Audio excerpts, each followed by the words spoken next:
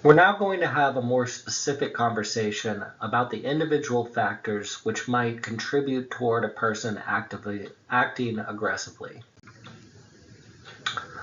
Recall that we've talked about aggression as a biological phenomenon, something that's wrapped up in what our body and our brain are doing.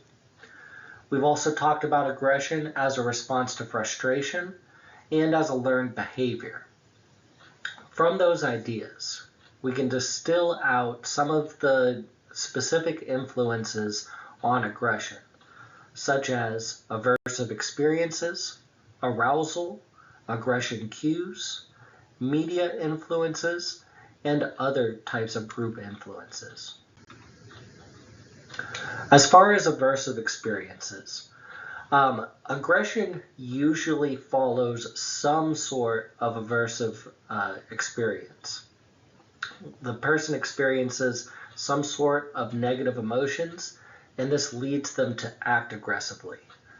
It's rare that we act aggressively when we're in a really good mood, for instance. But pain heightens aggressiveness, and pain is a generalized experience. Social pain feels the same as physical pain, and physical pain takes many different forms, but it represents itself all the same. Cutting your arm and experiencing extreme heat or extreme cold all send very similar signals to the brain.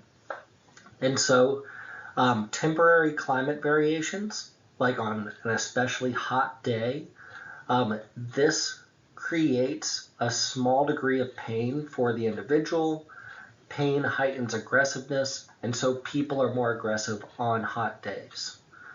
The same is true for when you're in a really stinky environment. If something smells really bad, that's a kind of pain. Being around a bunch of smoke and around a bunch of air pollution, all of these things contribute toward a person acting more aggressively. But the more obvious examples are when a person is attacked or insulted. In these cases, the individual is especially likely to aggress. We talked about arousal just a little bit, and we've talked about arousal at other times in this course. Arousal is a general experience. It's the beating of your heart, it's sweaty palms, it's sweat on your skin in general. Your pupils dilate, and this happens under a variety of different circumstances. Like we can experience sexual arousal. We can also experience being aroused by like heart pounding, like music, like deep drum beats, and being in any sort of situation that really pumps us up. Like physiological arousal is just being pumped up. And one type of arousal will bleed into other types of arousal. It's all experienced the same type of way. And so sexual arousal and other forms of arousal, such as anger, can all amplify one another and just make one type of arousal be just more likely because you're experiencing a different type. So if you're horny, if you're frustrated, if you've recently been insulted, all of these times are times in which aggression is more likely because arousal is linked to aggression. But arousal is only linked to aggression when it is combined with hostile thoughts and feelings.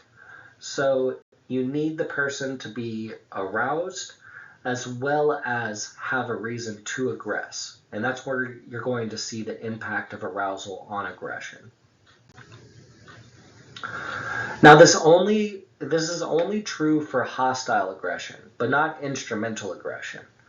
Remember, instrumental aggression is cold and calculated. It's aggression for the sake of accomplishing some other goal.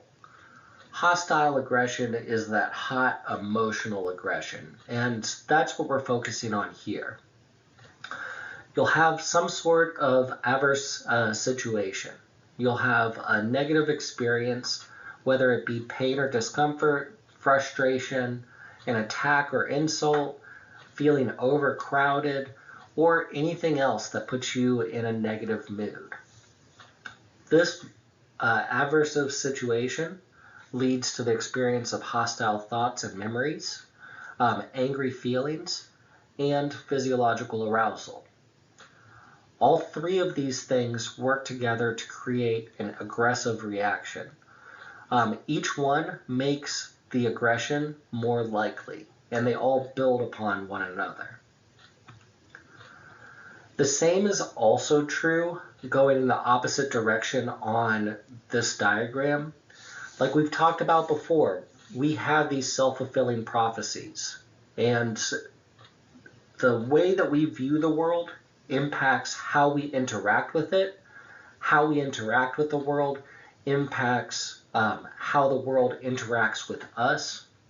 And so if you experience an aggressive reaction, if you're being aggressive, you're going to be more likely to find yourself in an aversive situation.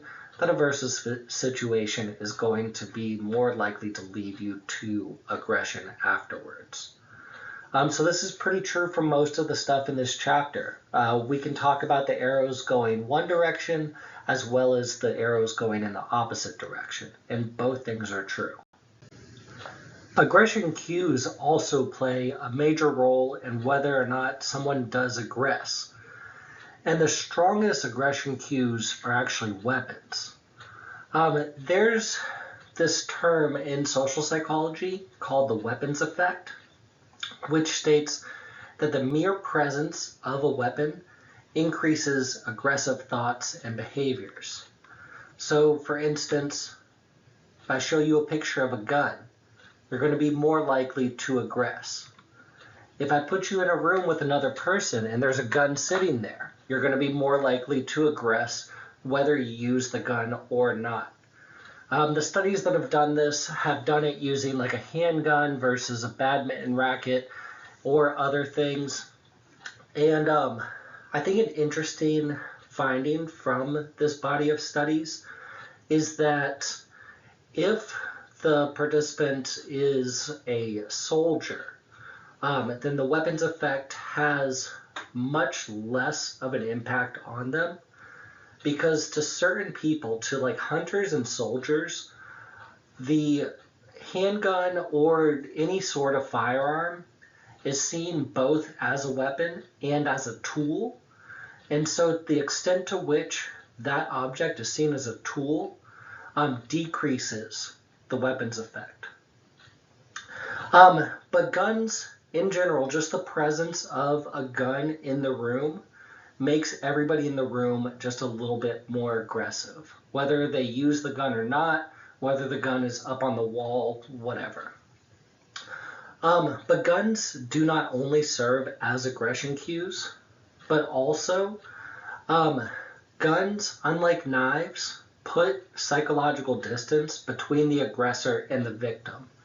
You can shoot somebody with a gun from a distance, and that doesn't require any sort of like intimate contact with the victim. And so in these circumstances, this remoteness from the victim facilitates cruelty. And so guns, more so than knives, have this type of weapons effect whereby they lead the person to act aggressively. Furthermore, when we're talking about extreme acts of physical aggression, such as murder, firearms, guns, are much more likely to play a role than any other type of weapon. In the United States, in 2018, 73% of all murders were committed using a firearm.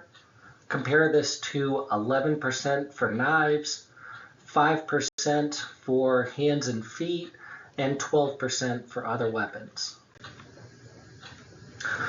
Now we're going to shift gears and start talking about media influences on aggression. And first we'll talk about pornography and sexual violence. Most of the research in this area has focused mostly on depictions of sexual violence, which is commonplace in pornography videos. What we're talking about here are fictional scenes that depict sexual aggression as pleasurable for the victim. And this can have serious implications for the people who are viewing these videos. Somebody who views a video in which like rape is kind of like made acceptable will experience a distorted perception of how women actually respond to sexual coercion, or the victim should respond to sexual coercion. I should note that in most cases we're talking about a man forcing himself upon a woman. And though some deviations do exist, this is the dominant form of sexual violence in pornography. But if you see something like this, you see the female victim responding favorably to being coerced, then it's going to distort your views of how women should and actually do respond to such coercion. Even worse, viewing this type of media increases the acceptance of rape myths. The most dominant rape myth is that women deserve it because of how they act or how they behave, how they dress. And viewing such sexual coercion just increases the likelihood that you'll accept these types of ideas. And it'll also make the viewer more comfortable with the idea of raping somebody. And in the same regard, it increases men's actual aggression against women, even outside of the context of rape.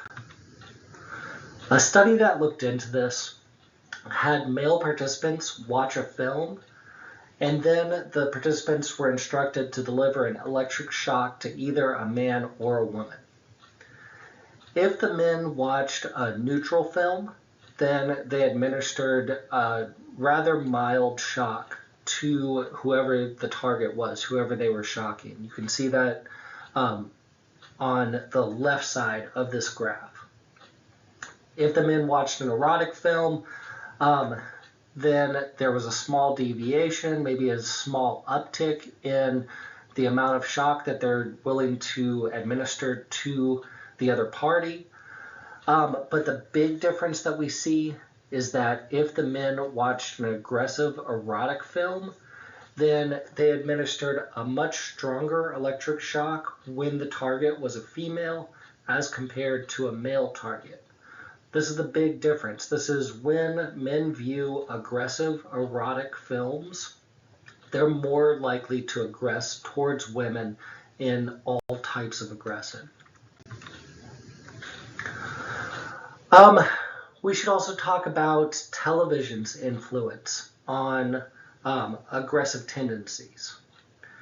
And a big concern, it's something that's been debated ever since the TV came out, is what kind of influence viewing aggression and other explicit things on TV can have on the development of children. It's a very hotly debated topic, and social psychologists have done a ton, hundreds, if not thousands of studies on this specific thing over the decades. One of the main techniques is to show the correlation between children's TV watching and their aggressiveness. You just measure, you ask the kids or you ask their parents how often they watch TV, and then measure how aggressive that child is, either through behavioral measures or self-report measures. And the two things are linked to each other. People who watch more TV or children who watch more TV are also statistically, on average, more aggressive children. Furthermore, the more violent the TV content, the more aggressive the child. And this also extends to social aggression. So not just physical aggression, but also social aggression. The more violence the child encounters in TV, the more aggressive that child is. Still though, this is just correlational stuff. It can't tell us the direction, whether it's TV impacting the children or the children just being very aggressive children and choosing to watch more violent content. Further studies have shown that while violent media exposure does not cause aggression in all, it is one of the several risk factors. So that's where things start to get complicated here. Violence on TV does not automatically make people more aggressive, but it's one of the small things at play in whether or not a person does become aggressive. But in the modern world, TV really takes a back seat to the internet when we're talking about violent media. The internet allows a much wider variety of violent options for viewing than television does, and this has its own implications. The internet also allows people to create and distribute violent media themselves, to practice being violent, to record themselves, and to be rewarded for sharing that violence with other people, which has its own problems. Among youth in the United States, those who frequently visit violent websites are 5 times more likely to report engaging in violent behavior. But once again, we should talk about how this is a bidirectional relationship. People who regularly engage in violent behavior are going to be more likely to view those websites. People who view those websites more often are going to be more likely to engage in violent behavior. Most of these things are circular that we're talking about here. I guess since we're talking about television and the internet, we should just as well talk about books. Books have the same effect. Books featuring aggression and violence will likewise appear to influence the likelihood of behaving aggressively if you read about aggressive stuff. And if you choose to read about a lot of aggressive stuff, then you might be more likely to aggress yourself. So to really look at the link between exposure to violent media and aggression, we need to get past just doing correlational studies to also look at longitudinal studies, which are studies done over time, and experiments, which is something where you manipulate something and look at the effect of that manipulation. That way you can learn which direction the causal arrows flow in, or in this case, which direction is stronger than the other one. And overall, there is a much stronger link between aggression going to violent media exposure than there is the other way. More aggressive people like to watch violent media. That is the biggest effect. However, there is a small effect going the other way. There's a weak link whereby exposure to violent media makes the person slightly more aggressive. This is the more important one for us to study because if we want to reduce aggression, that's the link that we can work on. And it's the one that's going to have the larger effect on people actually being aggressive. But it took hundreds of experiments in order to confirm this idea that the link does run in that direction, that exposure to violent media increases aggression in people. Now, this is especially true if the person starts off already kind of aggressive. If the viewer themselves already has aggressive tendencies, then watching violent media will make them more aggressive. This is less true for people with less aggressive tendencies. The link is also stronger when the program really reinforces the idea that violence is good. So if the program depicts an attractive person committing justified, realistic violence that goes unpunished, and that shows no pain or harm, then all of this is just going to reinforce the idea that violence is the answer and it's the correct answer, and that if you act violently, you won't be punished for it. So all of those things, if they're true, is going to make the effect of exposure to violent media on aggression stronger. But why is this true? We'll get into several factors that are in play in the effect of viewing violent media on aggression. First, violence produces arousal. And one type of arousal energizes other types of arousal and the behaviors that go along with it. So watching something that's really action-packed and getting your heart beating is just going to make it more likely that if you get provoked afterwards or sometime while watching this, that you're going to be more likely to aggress towards someone because you're experiencing physiological arousal. Second, viewing violence primes the viewer for aggressive behavior by activating violence-related thoughts and lowering the viewer's inhibitions towards violence.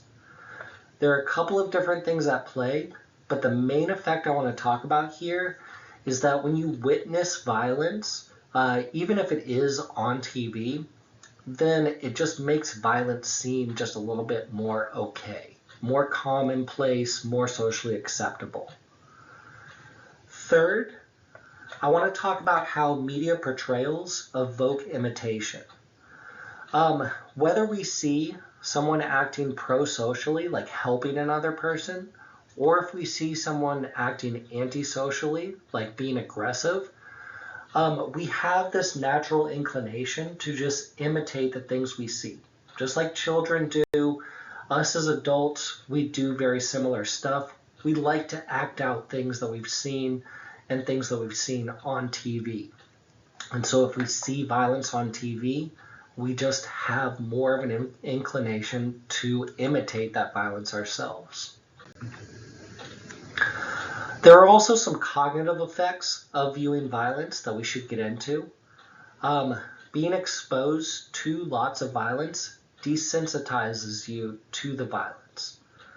Regular viewers of violent media show a lessened response and a decreased feeling of empathy for the victims of violence. When you're desensitized, that means that you have less of an emotional reaction to experiencing something. And so if you've been exposed to one violent thing after another, oftentimes in media, then you'll become desensitized to it, and it'll have less of a personal impact on you. You're going to feel less empathy for the victims of that violence, and the violence is going to feel just like a normal, everyday type of thing. Viewing violent media also alters your perceptions of the real world. Heavy viewers of violent media exaggerate the frequency of violence in the world and have greater fear of personal assault. If you watch a lot of violent media, then it's going to start to color your worldview, and you're going to start to think that violence happens a lot more often than it actually does in real life. And then lastly, watching violent television primes aggression-related ideas. It just, like we've talked about before, priming is this effect where something that was in the back of your mind comes to the forefront of your consciousness.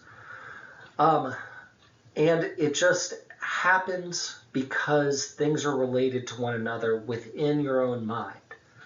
And so when you watch something violent on TV, then it's going to activate cues towards other things that are related to what you're seeing. And that stuff is going to be brought up to the forefront of your thinking. That's going to make it more likely that you aggress towards someone. What we haven't talked about yet are video games. And video games might have an even larger effect on people's aggression because in these, when you're engaging with a video game, you're not only viewing the violence, but you're usually also participating in it in some sort of way. Now, some studies have shown a direct link between playing violent video games and aggression, with the evidence being strong enough to warrant recommending that the video game industry include violence in its game rating system. There are lots of video games out there that capitalize on the action involved in doing aggressive and violent things. And so the games are built around being aggressive and violent. And exposure to these games, playing these games, can have a secondary impact on the players, in which when they return to the real world, they'll show an increase in aggressive behavior, thoughts, and feelings outside of the game, at least to a small extent. There's one particular example of violence in video games that I want to talk about here for a second, and that is in the game Call of Duty Modern Warfare 2. There's this controversial mission. The mission is called No Russian, and it asks you to participate in a mass shooting at a Russian airport in order to gain the trust of a terrorist group. Basically, you're given an automatic weapon and you're placed in an airport full of unarmed civilians, and your mission is to mow down, to kill as many of these unarmed civilians as you possibly can. Due to how dark this experience is, this level was made optional, but you can see how it really illuminates how far some of these games go into just creating situations where the player enacts extreme violence against others. Now, we've talked about some of the effects already of exposure to violent video games on aggression, and exposure to violent video games increases aggressive behaviors, thoughts, and feelings. It also leads to desensitization or habituation, in which you just become more comfortable with violence in general. People who play a lot of violent video games also have a higher likelihood of owning a firearm themselves and carrying it on them. And they show a decrease in self-control, an increase in antisocial behavior, and decreases in helping others and empathy for other people. So, what we've talked about here is repeatedly playing violent video games contributes towards aggressive beliefs and attitudes, aggressive perceptions and the changing of your worldview, aggressive expectations and expecting more violence from the world that you live in, aggressive behavior scripts, new sets of instructions on how you should resolve your problems. These instructions involving new aggressive strategies, and aggressive desensitization, as we've discussed. All 5 of these things combined, as well as the other factors we've been talking about, contributes towards an increase in aggressive personality. Repeatedly playing violent video games does contribute towards the person being more aggressive in general overall. But just like everything else, the arrow also flows the other direction, whereby there's the self-fulfilling prophecy, and aggressive people prefer aggressive media, and it just builds upon itself. Now, the more violent the game is, the bigger the effect that we see. Also, realism is a big factor here. Greater realism also produces more aggressive feelings than less realistic games. The main culprits are those games in which you're performing a lot of violent acts and it's made as realistic as possible, or as close to real-world experiences as possible. This whole body of research demonstrates that Freud's ideas about catharsis are totally wrong. Catharsis is the idea that you have aggressive energy and you have to release that energy somehow in order to be less aggressive. And so you hit the pillow, or you stomp your feet, or you do something aggressive so that you can release that aggressive energy. Aggression doesn't work that way. In fact, it kind of works the opposite. If you hit a pillow, if you stomp your feet, if you do something aggressive, what you're primarily doing is just practicing aggression. And this leads to an increase in aggression in the future. In that same type of way, if you feel the need to watch really aggressive media or participate in really aggressive video games, then that's just going to reinforce your aggressive tendencies in the future rather than decrease it. We should also talk about sports. Like soccer hooligans in Europe, they'll watch a soccer match, and these matches get very heated.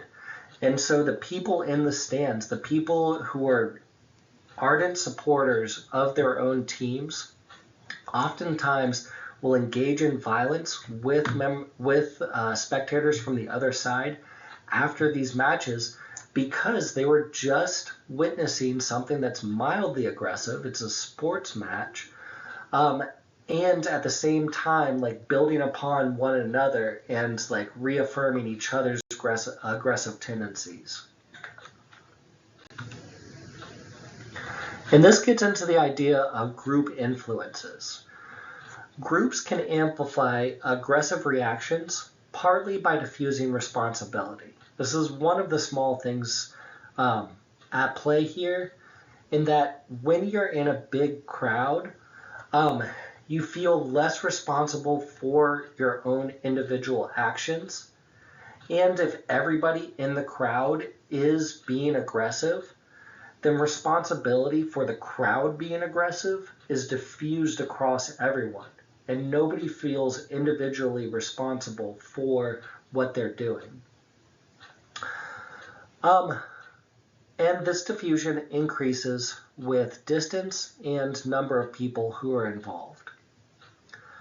Another thing at play is a social contagion effect, whereby groups magnify and amplify aggressive tendencies. They end up reinforcing aggressive tendencies in one another, and we see the group becoming more and more extreme in their views towards aggression by interacting with one another. In a study that looked at groups' effects on aggression, we see that when individuals chose how much shock to administer as punishment for wrong answers, they tended to escalate the shock level as the experiment proceeded. The bottom line here for individual decisions, going from the first phase of the experiment up to the fourth stage, you can see that they slowly increase their shock. However, when they did this as a group, when they decided how much shock to administer for a wrong answer as a group, first off, they started off with a higher shock at phase 1, and then they increase the shock more so than they would have done individually as they go from phase to phase. So to bring all this together, and to talk about a couple of factors that I've left off the table up until this point, increased aggression is predicted by, 1, being male. Men have higher levels of testosterone than women. Men are also socialized to be more physically aggressive than women. So men, on average, display more aggression than women. But once again, it matters what type of aggression we're talking about. 2, the second factor that is linked to increased aggression is having an aggressive or anger-prone personality. Being an aggressive person, having those types of traits, whether those traits are learned or they're innate, that you were born with them. You might, like some people really are genetically predisposed to be more aggressive than others. Other people learn to be more aggressive through their social experiences in life. We've talked about how under the influence of alcohol, your inhibitions and your self-control are reduced. And so alcohol plus provocation leads to an increased chance of aggression. We've talked at length about viewing violence, whether it's on TV, over the internet, reading about it in books, or playing violent video games. All of these things serve as risk factors for aggression. In situations in which you're anonymous, you are more likely to experience de-individuation, as we've discussed in a previous week. And when you experience de-individuation, you're just more likely to do violent things towards people in your outgroup. Provocation is a huge factor, especially in hostile aggression as opposed to instrumental aggression. We talked about the weapons effect, whereby if a weapon is in the room, then you're more likely to aggress. And group interactions and group processes all can facilitate aggression as well.